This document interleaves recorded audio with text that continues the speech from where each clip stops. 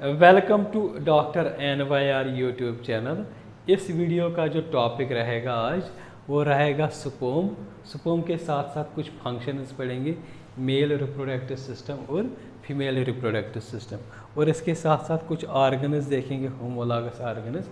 ये इसलिए ज़रूरी पढ़ना है क्योंकि कभी कभी MCQs आ सकता है इस पर। Please take a screenshot. सबसे पहले हम स्पर्म को देखेंगे। स्पर्म क्या होता है? स्पर्म जो होता है माइक्रोस्कोपिक स्ट्रक्चर होता है। माइक्रोस्कोपिक स्ट्रक्चर क्या होता है? मतलब इसको हम नेकेड आई से नहीं देख सकते, इसको सिर्फ किसी भी माइक्रोस्कोप से हम इसको देख सकते हैं। जैसे ही स्पर्म निकलता है पेनिस से, ह्यूमन बॉडी से, उस प्रोसेस को बोलते हैं इजैकुलेशन। तो ये जो ह्यूमन जो होता है, लगभग एक इजैकुलेट जो होता है उसमें 200 to 300 मिलियन स्पर्म्स होता है। मतलब एक इंटरकोरस जब होता है उस टाइम पे जब इजैकुलेशन होता है उसमें 200 to 300 मिलियन स्पर्म्स होते हैं। तो इसमें क्या होता है, अगर हम देखेंगे फर्टिलिटी के लिए कितना इम्पॉर्टेंट होता है, 60% जो होता है, 60% इनमें से जो स्पर्म्स जो होते हैं इनमें मतलब नॉर्मल शेप एंड साइज़ होनी चाहिए, और जो 40% होगा ना इनमें मोर्टेलिटी अच्छी होनी चाहिए। क्योंकि क्या होता है, जैसे स्पर्म निकलता है तो इसको फिर कुछ एरिया क्रॉस करना होता है, वजाइना से, फिर यूट्रस से लेके फिर एम्पुला तक जब पहुंचता है तो एम्पुला में फिर इसकी फर्टिलाइज ओम के साथ ही फर्टिलाइज कर देता है। तो वहाँ तक इसको जो है ना पहुँचने के लिए इसके पास मोर्टेलिटी होनी चाहिए अच्छी, तभी ये ओम को फर्टिलाइज कर सकता है। तो जितनी अच्छी मोर्टेलिटी होगी उतना अच्छा क्या होता है, चांसेस ज़्यादा होते हैं ओम को फर्टिलाइजेशन। तो यहाँ पे क्या होता है, ये 40% जो होते हैं 200 से 300 तक, इसमें 40% को अगर अच्छी मोर्टेलिटी होगी तो ये क्या पहुँचेगा फैलोपियन ट्यूब में। फैलोपियन ट्यूब में क्या होते हैं, कुछ स्ट्रक्चर्स होते हैं, अलग अलग पार्ट्स होते हैं। एक होता है एम्पुला, इस्थमस होता है, फिमरी होता है, तो इन्फेंडिबुलम भी होता है। लेकिन जो फर्टिलाइजेशन करता है ये स्पर्म, ये कहाँ पे करता है, जो एम्पुला जो होता है फैलोपियन ट्यूब का, तो वहाँ पे ये फर्टिलाइजेशन कर देता है। तो फिर इम्प्लांटेशन जो होता है वो अलग दूसरी जगह पे होता है, इसको हम नेक्स्ट वीडियोज़ में डिस्कस करेंगे। जो पूरी जो हाँ एक स्पर्म जो होता है ना, अगर हम इसकी पूरी मतलब बॉडी देखेंगे, वो एक कवर्ड होता है प्लाज्मा मेम्ब्रेन। ये पूरी जो कवरिंग ये वाली जो होती है ना, इसको बोलते हैं प्लाज्मा मेम्ब्रेन। चाहे ये टेल हो या हेड हो, ये कवरिंग पूरी स्पर्म को होता है। प्लाज्मा मेम्ब्रेन क्या होता है, मतलब ये आउटर लेयरिंग जो होती है एक एनिमल सेल में, उसको बोलते हैं प्लाज्मा मेम्ब्रेन। तो इसके बाद क्या होता है, कुछ पार्ट्स होते हैं इसमें स्पर्म्स में। सबसे पहला जो पार्ट होता है स्पर्म में वो होता है हेड, दूसरा जो होता है वो होता है नेक, इसके बाद आता है मिडल पीस, टेल। सबसे पहले हम देखेंगे हेड क्या होता है। हेड जो होता है इसमें इलोंगेटेड हैप्लॉइड न्यूक्लियस होता है, मतलब न्यूक्लियस जो होगा इसमें 23 क्रोमोसोम्स प्रेजेंट होंगे, इसीलिए इसको बोलते हैं हैप्लॉइड न्यूक्लियस। तो एंटीरियर जो होता है न्यूक्लियस का, इसमें एक कैप लाइक स्ट्रक्चर होता है जिसको बोलते हैं एक्रोसोम। यहाँ से इस डायग्राम से अगर आप लोगों को दिख रहा होगा, ये वाला पोर्शन जो होता है ना, यहाँ से ये जो कंस्ट्रक्टेड रीजन नहीं, कंस्ट्रक्टेड रीजन से ऊपर ये पूरा आता है हेड, और इसी हेड के अंदर जो होता है एक कैप लाइक स्ट्रक्चर होता है जिसको बोलते हैं एक्रोसोम। ये एक्रोसोम बहुत इम्पॉर्टेंट होता है फर्टिलाइजेशन के लिए। जब ये ओम को फर्टिलाइज करता है तब इसमें कुछ एंजाइम्स होते हैं, तो ये क्या करता है, जैसे ये ओम में जाता है तो वो एंजाइम्स को सिक्रेट करके फिर उसको उसमें घुस जाता है। तो एक्रोसोम जो होता है इसमें एंजाइम्स कौन कौन से होते हैं, हाइलोयूरिनिडेज और कुछ प्रोटीएसेस होते हैं।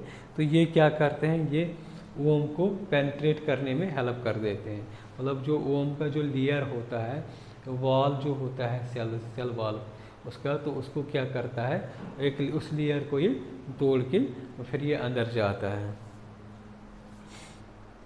दूसरा जो पार्ट होता है वो होता है नेक। अगर इस डायग्राम से बिल्कुल थोड़ा सा अगर आपको दिखेगा यहाँ से, ये कंस्ट्रक्टेड रीजन होता है स्पोम का, जिसको नेक बोलते हैं। तो इसके बाद ये नेक जो होता है ये कंस्ट्रक्टेड रीजन। इसके बाद आता है मिडल पीस। ये पोर्शन जो होता है ना, मिडल पीस कहाँ से होता है, नेक के बिल्कुल जस्ट बिलो, और यहाँ तक जो होता है पूरे रीजन को बोलते हैं मिडल पीस। अब ये मिडल पीस जो होता है ना, इसमें होता है बहुत सारे माइटोकॉन्ड्रिया। माइटोकॉन्ड्रिया क्या बनाता है, एटीपी, मतलब एनर्जी बनाता है, एडेनोसिन ट्राइफॉस्फेट। ये किससे बनाता है, रेस्पिरेशन जब होती है तो वहाँ पे क्या होता है, उसके दौरान बहुत सारे एटीपी मॉलिक्यूल्स बनते हैं। तो ये एनर्जी रहते हैं एक तरह की। तो जिससे क्या होता है, जो फ्लैजला जो मूव करता है ये कहाँ तक पहुँचने के लिए, फैलोपियन ट्यूब तक, तो वो एनर्जी कहाँ से आती है, इसी ये जो माइटोकॉन्ड्रिया जो होते हैं इस मिडल पीस में, वो क्या बनाते हैं, एटीपी। एटीपी क्या होता है, सोर्स ऑफ एनर्जी। तो इसको हम सिर्फ एनसीईआरटी के हिसाब से ही पढ़ेंगे, क्योंकि हमें ज़्यादा बाहर जाने की ज़रूरत नहीं होता है। इसके बाद जो होता है वो होता है टेल। टेल जो होता है ना, टेल इम्पॉर्टेंट होता है इसकी मूवमेंट के लिए। मतलब जैसे ये ओम के पास पहुंचता है, यही हेल्प करता है इसको ओम के अंदर साइटोप्लाज्म के अंदर घुसने के लिए। मतलब ये इसका यही फंक्शन होता है, ये मोटिलिटी में हेल्प कर देता है। नेक्स्ट हम पढ़ेंगे कुछ functions, female reproductive system. Female reproductive system क्या होता है, उसके ऑर्गन्स जो होते हैं वो क्या होते हैं, उस पर मैंने अच्छा वीडियो बनाया, मैं डिस्क्रिप्शन में उसकी लिंक दे दूँगा, आप उसको वॉच कर सकते हैं। तो इसमें क्या फंक्शंस होते हैं, टेस्टिस जो मेल, इसको क्या हुआ, ये मेल रिप्रोडक्टिव सिस्टम है, ये मैंने यहाँ पे लिखा है फीमेल, ये मेल रिप्रोडक्टिव सिस्टम है। तो मेल रिप्रोडक्टिव सिस्टम में क्या होता है, जो सेक्स हार्मोन्स जो होते हैं या स्पर्म जो होते हैं, तो ये क्या कहाँ से प्रोड्यूस होते हैं, इस मेल रिप्रोडक्टिव सिस्टम से ही। कुछ डक्ट्स जो होते हैं इसमें मेल रिप्रोडक्टिव सिस्टम में, वो क्या करते हैं, ट्रांसपोर्ट करते हैं, एज वेल एज वो स्टोर भी करते हैं। जैसे हमने पढ़ा था, एक डक्ट पढ़ा था एपिडिडाइमिस जो होता है, वहाँ पे क्या होता है, वो डक्ट ही होता है, मेल रिप्रोडक्टिव डक्ट रहता है। वहाँ पे क्या रहता है, जो स्पर्म जो होता है, जो बनता है सेमिनिफरस ट्यूब्यूल से, वो फिर कुछ देर तक क्या रहता है, उसकी जो मैचुरेशन जो होती है उसी एपिडिडाइमिस में ही होता है। इसलिए ये जो होते हैं कुछ जो डक्ट्स होते हैं वो हेल्प करते हैं इसमें हेल्प कर देते हैं। एक तो मैचुरेशन में कर दें, दूसरा क्या करते हैं, स्पर्म की मैचुरेशन में हेल्प कर देते हैं। एक्सेसरी सेक्स ग्लैंड जो होता है, जब हम सीमेन देखते हैं तो उसमें सेक्स ग्लैंड, बुल्बोयूरेथ्रल ग्लैंड होता है, सेमिनल वेसिकल या प्रोस्टेट जो होते हैं ना, तो वो क्या करते हैं, अपने सिक्रेशन सिक्रेट कर देते हैं। तो उसमें ऐसी एक्टिविटी होती है, उसमें ऐसा, एक तो वो न्यूट्रिशन भी प्रोवाइड कर देते हैं स्पर्म, दूसरा क्या होता है, जो स्पर्म या सीमन में जो होते हैं इनबॉर्न बैक्टीरिया जो होते हैं नेचुरली, तो उनको भी वो किल कर देते हैं। तो ये भी एक ये जो एक्सेसरी सेक्स ग्लैंड्स की कुछ जो होते हैं फंक्शन। पेनिस जो होता है, इसमें यूरेथ्रा होता है, तो ये यूरेथ्रा का काम क्या होता है, एक तो इजैकुलेशन में काम कर देता है, किसकी इजैकुलेशन ऑफ सीमेन में काम कर दिया, दूसरा क्या करता है, इसी से हम यूरिन बॉडी से बाहर निकाल देते हैं, जिसको बोलते हैं एक्सक्रीशन। दूसरा जो फंक्शन हम पढ़ेंगे, फीमेल रिप्रोडक्टिव सिस्टम के फंक्शन पढ़ेंगे। ओरियस जो होते हैं वो बनाते हैं ओसाइटिस, या वो हम इनको मतलब सिंपल लैंग्वेज में बोल सकते हैं। दूसरा क्या होते हैं, सेक्स हार्मोन्स। सेक्स हार्मोन्स कौन कौन से होता है, एक होता है प्रोजेस्टेरोन, दूसरा होता है एस्ट्रोजन। एस्ट्रोजन एंड प्रोजेस्टेरोन को फीमेल सेक्स हार्मोन्स भी बोलते हैं।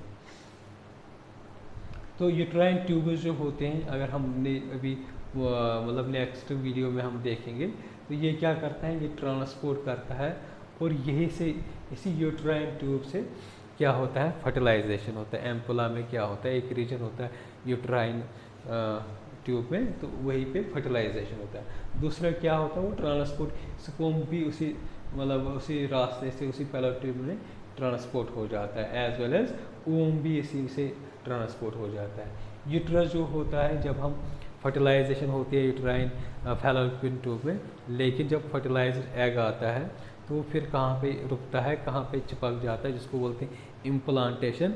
नेक्स्ट वीडियो में उसके बारे में हम पढ़ेंगे। तो वो इम्प्लांटेशन कहाँ पे होती है, इसी यूट्रस में होता है।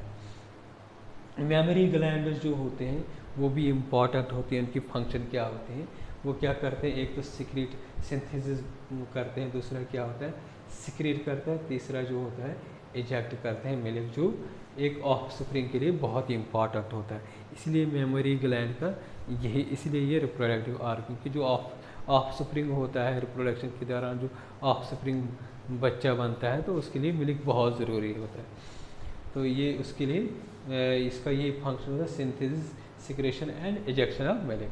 वजाइना काम क्या करता है, एक तो पेनिस को रिसीव कर देता है इंटरकोर्स या क्वाइटस के दौरान, दूसरा क्या होता है इसी वजाइना से एक और फंक्शन होता है चाइल्ड बर्थ, मतलब जब चाइल्ड मतलब जन्म लेता है तो वो उसी वजाइना से आता है। इसके बाद हम देखेंगे कुछ होमोलॉगस आर्गन, क्योंकि यहाँ पे कभी पूछते हैं एग्ज़ाम में होमोलॉगस स्ट्रक्चर जो होते हैं मेल एंड फीमेल में।